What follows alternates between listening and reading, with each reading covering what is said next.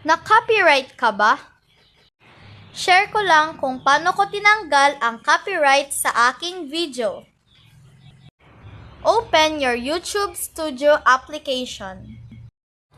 I-click lang ang content. I-click lang natin yung itinuro ng arrow.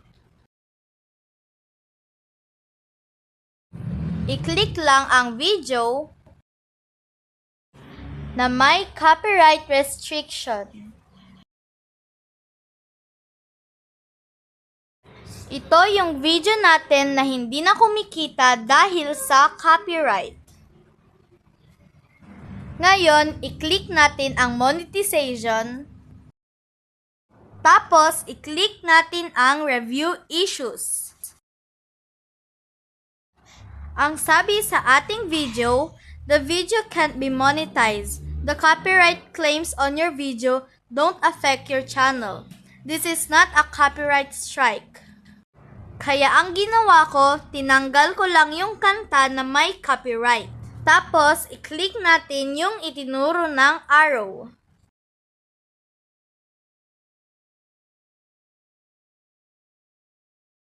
May pagpipilian po tayo dito. Remove the claimed song in all detected segments while keeping other sounds such as speech. Ang ibig sabihin nito, ang mga copyright claims lang ang matatanggal. Sa pangalawang option naman, mute all sound in the claimed segments. Ang ibig sabihin ay mawawala lahat ng sound sa iyong video. Kapag nakapili ka na, click Save and Confirm Changes. Pagkatapos, ganito ang makikita sa screen. Maghintay lang tayo ng ilang minuto para sa ating restriction checking. Kapag binalikan na natin ang ating review issues, ganito ang kalalabasan. Kasi for checking na ang ating restriction na inaplayan.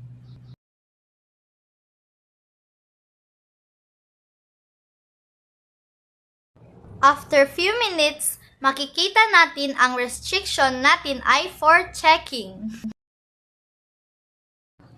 Pero hindi pa mag-on kaagad ang ating monetization. Tapos, naghintay muna ako for 30 minutes para makita kung naka-on na ang aking monetization.